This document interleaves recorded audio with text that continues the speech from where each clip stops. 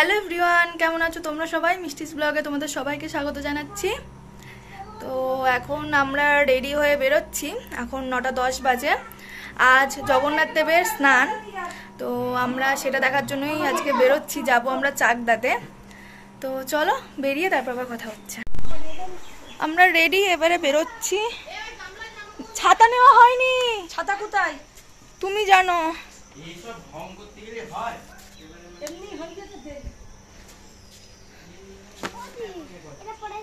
কি দিচ্ছি, তাড়াতাড়ি ডাক, তাড়াতাড়ি ডাক।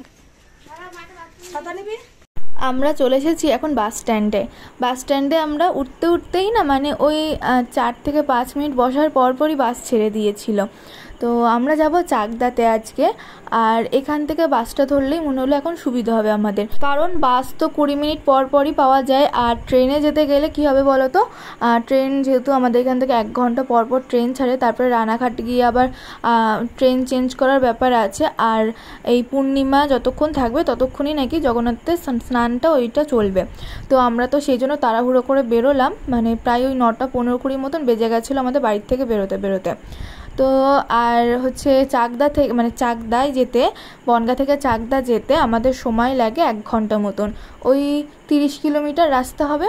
তো এখান থেকে আমরা সোজা চলে যাব চাকদাতে। তারপরে চাকদা বাস স্ট্যান্ডে নেমে ওখান থেকে আমরা হাঁটতে স্টেশনে এসেছিলাম। স্টেশনে ওভারব্রিজটা পার করে গিয়ে আমরা ভ্যান ধরেছিলাম। আজ আমরা যাচ্ছি চাকদার জগন্নাথ মন্দিরে। ওখানে নাকি খুব বড় করে স্নানযাত্রার অনুষ্ঠানটা হয়, ওখানে মেলাও বসে শুনেছি। তো তারপর ওখান থেকে ভ্যানে করে চলে এলাম এইখানে মন্দিরে। আমাদের ভাড়া নিয়েছিল 10 টাকা করে।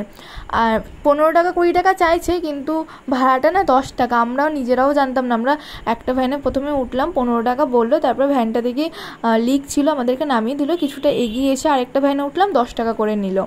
তো আমি বলে দিলাম যদি তোমরা কখনো আসো এখানে, তার জন্য বলে দিলাম আর কি।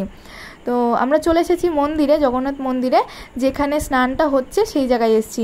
মন্দিরের থেকে নাকি ঠাকুরটা, জগন্নাথ ঠাকুরটা বাইরে নিয়ে আসে, বাইরে এনে এই জায়গাটাতে আর কি, এখানে একটা বেদি মতো করা আছে, এখানে স্নানটা করায়। এখানে প্রচুর লোক ছিল, মানে এত ভিড়। আমরাই মনে হয় প্রচণ্ড লেট করে এসেছি, কারণ আমরা যে সময়টা এসেছি না সেই সময়টাতে অনেকটাই স্নান হয়ে গেছিলো।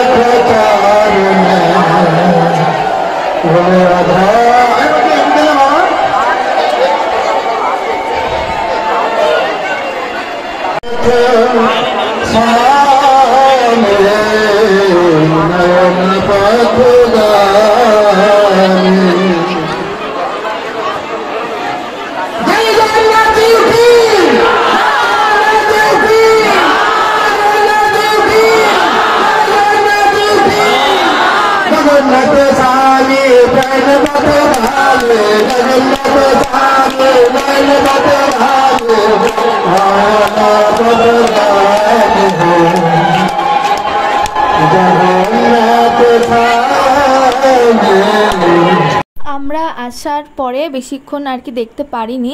তারপরে আর কি পুষ্প বৃষ্টি বলে মনে হয় ওটা, মানে অনেক ফুল দিয়ে ঠাকুরের উপর দিল। তারপরে এটা ঢেকে দিয়েছিল, ঠাকুরটাকে একটা কাপড় দিয়ে ঢেকে দিয়েছিল। এখন ঠাকুরটাকে খুব সুন্দর করে সাজাচ্ছে, সেই জন্য ঢেকে দিয়েছিল। মোটামুটি 10 থেকে আবার 15 মিনিট পরে আবার খুলে দিল। তো এত সুন্দর লাগছিল ঠাকুরকে, কি বলবো, চোখই ফেরানো যাচ্ছিল না। আর আমি তো ঠেলে ঠুলে সামনে যাওয়ার চেষ্টা করছিলাম, অনেকটা সামনেও চলে এসেছিলাম। এলাম, যাতে একটু ভালো করে দেখতে পারি আর ভিডিও করতে পারি, তোমাদের সাথে যেন শেয়ার করতে পারি সেটাই। তো প্রচুর মানুষ আমার সামনেই দেখতে পাচ্ছ যে কতগুলো ফোন আর কি সামনে রয়েছে। ভিডিওতে আমি তোমাদেরকে ঠিক ভালো করে দেখাতে পাচ্ছি না, এত ভিড় এত ভিড় এত ভিড়। আর ওই বেদিটার ওপরে অনেক প্রভু ছিল, তারাই আর কি স্নান করিয়েছে, ফুল টুল দিয়ে সাজিয়েছে ঠাকুরকে, অপূর্ব লাগছে। তোমরা না একবার পারলে অবশ্যই যেও চাকদাতে, আমার কাছে তো খুবই ভালো লেগেছে। দেখো আমি অনেকটা মানে যতটুকু পাচ্ছি আমি জুম করে দেখানোর চেষ্টা করছি তোমাদেরকে, কি দারুণ লাগছে। এখন আমি অনেকটা সামনে চলে এসেছি। আর এখানে তো আবার হচ্ছে ফলও আর কি ছুটছে, মানে যেমন বাতাসার লুট হয় তেমন এখানে ফলেরও লুট হচ্ছে। বাতাসা তো ছুঁড়েছে, আবার তার সাথে সাথে ফলও আর কি অনেক ফল দেখো, প্রচুর ফল ছুঁড়ে দিচ্ছে, সন্দেশের প্যাকেটগুলো ছুঁড়ে দিচ্ছে, মানে প্যাকেট একদম ভর্তি প্যাকেট ছুঁড়ে মারছে, যাতে সবাই আর কি পায়। ওইভাবে তো একজন করে দিতে পারছে না, এইভাবে দিচ্ছে। তারপরে গঙ্গা জল, দুধ ওগুলো তো দিয়ে ঠাকুরকে স্নান করিয়েছে, ওগুলোও অনেককে দিচ্ছে, মাথায় দিচ্ছে। তারপরে চরণামৃত আছে। তো দেখো কি পরিমাণে ভিড়। আমি এখন অনেকটা সামনে চলে এসেছি, তবু এত ভিড়ের জন্য না আমি আবার সামনে থেকে পিছনে চলে এলাম। ভাবলাম এখন না, পরে যখন একটু ফাঁকা হবে তখন দেখব। তবে জানো তো, যখনই ঠাকুরকে খুলে দিয়েছিল তখন মানে কিছুক্ষণ ভিড় ছিল, 1-1.5 ঘন্টা মতন ভিড় ছিল, তারপরে কিন্তু আবার ফাঁকা হয়ে গিয়েছিল। কারণ এখানে ভিড় দেখে আমরা ঠাকুর দর্শন করে আমরা বেরিয়ে এসেছিলাম। তারপরে মোটামুটি ওই 2 ঘন্টার পর আমরা গেছিলাম, 2-2.5 ঘন্টা পরের মতো গেছিলাম, তখন দেখি পুরো ফাঁকা, ওই জায়গাটা একদম ফাঁকা হয়ে গেছিলো। একদম সামনে থেকে আমরা ঠাকুর দর্শন করতে পেরেছি। আমরা আর বেশি সময় দাঁড়ালাম না ভিতরে, প্রচণ্ড গরম লাগছে, আর আরও বেশি মানুষ আসছে, মানে প্রচুর ভিড় হয়ে গেছিলো তখন। বাইরে এসে দেখি বেশ বড় মেলা বসেছে, মানে ঢোকার সময় তো দেখেছিলাম, তবে দেখছি অন্যান্য দিকেও ছোট গলি টলি রয়েছে, সেখানেও দেখছি প্রচুর দোকান বসেছে। তবে এখন না কোনো দিকে আমার তাকাতে ইচ্ছা করছে না, কারণ এত গরম লাগছে, মাথাটাও ধরেছে, আর বাসে করে এসছি তো ভালোও লাগছে না। তারপরে আমরা চলে এলাম মন্দিরের ভিতরে। এখানে এসে দেখি তো এত ভিড়, মানে সবাই প্রসাদ পাবে সেই জন্য এত ভিড়, যে যেখানে পাচ্ছে সেখানে বসে যাচ্ছে প্রসাদের জন্য। তবে এই সিস্টেমটা আমার ভীষণ খারাপ লেগেছে, কারণ পায়ের তলায় প্রচুর প্রসাদ গিয়েছে, চারিদিকে শুধু খিচুড়ি প্রসাদ একদম ছড়াছড়ি, এরকম না আমার একদম ভালো লাগেনি, কারণ পায়ের তলায় অনেক প্রসাদ গিয়েছে। মন্দিরেও ঢুকতে পারছিলাম না, অনেকেই আছে মন্দিরে বসে রয়েছে সামনে, যার জন্য মন্দিরে ঢুকতেই পারছিলাম না। তবে এই জগন্নাথ মন্দির ছিল অনেক বড়, আর আমি প্রথমবার এলাম। মন্দিরটা কিন্তু এমনি খুব সুন্দর ছিল, ভালো ছিল, তবে আজকে হয়তো অনেক মানুষের ভিড়, সেই জন্য হয়তো ওরা ঠিকঠাক করে আর কি মেনটেন করতে পারেনি। তবে সব দিক থেকেই ভালো ছিল জানো। এই দেখো, এই জায়গাটা দেখো কি ভিড়, চারিদিকে মানুষ বসে প্রসাদ খাচ্ছে। আর এখানে ফ্যান ট্যানেরও ব্যবস্থা ছিল, জলেরও ব্যবস্থা ছিল, চারিদিকে জল দিচ্ছে, বাতাসা দিচ্ছে, ঠান্ডা জল দিচ্ছে, গরম জল নয় কিন্তু, একদম ঠান্ডা জল দিচ্ছে, ব্যবস্থা খুবই ভালো ছিল। এখানে এই মন্দিরের পাশে আমাদের এক আত্মীয় ছিল, তো তাদের বাড়িতে আমরা গেছিলাম। তো যাওয়ার পরপরই আমাদের তো ঠান্ডা জল, আইসক্রিম কত কি দিল। তারপরে আবার বলছিলাম না যে আমি 2 ঘন্টা পরে এসেছিলাম, তখন ফাঁকা ছিল, আমরা ওদের বাড়িতে রেস্ট নিয়ে আবার আমরা কিছুক্ষণ পরে এসেছিলাম মন্দিরে। দেখছি এখন পুরো ফাঁকা, একদম সামনের থেকে দেখতে পেরেছি জগন্নাথকে। দেখো কি সুন্দর লাগছে, কি অপূর্ব লাগছে, চোখ ফেরানো যাচ্ছে না জগন্নাথের থেকে, দারুণ লাগছে দারুণ। দেখো কত মালা পড়েছে, মানে অসাধারণ লাগছে। তোমরা একবার অবশ্যই আসবে স্নান যাত্রাতে, খুব সুন্দর হয়। আমরা তো পরের বার ভেবেছি অনেক সকাল চলে আসবো, যাতে আমরা পুরো একদম স্নান যাত্রা মানে পুরো স্নান করানোটা পুরোপুরি দেখতে পারি একদম সামনের থেকে। তো আমরা পরের বার ইচ্ছা আছে একদম সকাল চলে যাবো। এবার তো হলো না, এবার আমরা অনেক লেট করে ফেলেছি। এখানে মানে এই মন্দিরের এখানে, এটা মন্দির না, এখানে একটা বেদি করা আছে, এখানে আর কি স্নান করায়। তো এই জায়গাটাতে তো প্রচুর ভিড় ছিল, এখন দেখছি অনেক দোকানপাটও বসে গিয়েছে, ভিড়টা এখন কমে গেছে, কারণ স্নানটা দেখার পরই অনেকেই চলে যাচ্ছে। তারপর প্রসাদ খাওয়ার ওখানেও ভিড় অনেক কমে গেছিলো।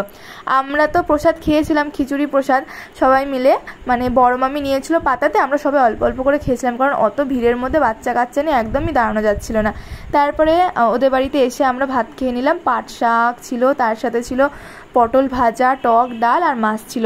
ভাতটা খেয়ে নিলাম, মানে আমরা যাব এটা কিন্তু ওদের বাড়িতে যাবো এটা কিন্তু মানে বলিনি আমরা আগের থেকে। বড় মামি আমাদেরকে জোর করে নিয়ে গেল, বলে তোমরাও চলো। আর ওরাও আমাদেরকে দেখতে পেয়ে ডাকছিল, মাকে ডাকছিল, মাকে যেহেতু চেনে।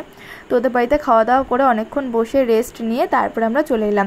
আর বাড়ি আসার সময় আমরা ট্রেনে করে এসেছিলাম। চাকদার থেকে আমরা রানাঘাট এলাম, রানাঘাট থেকে এবার বনগা লোকাল ধরবো।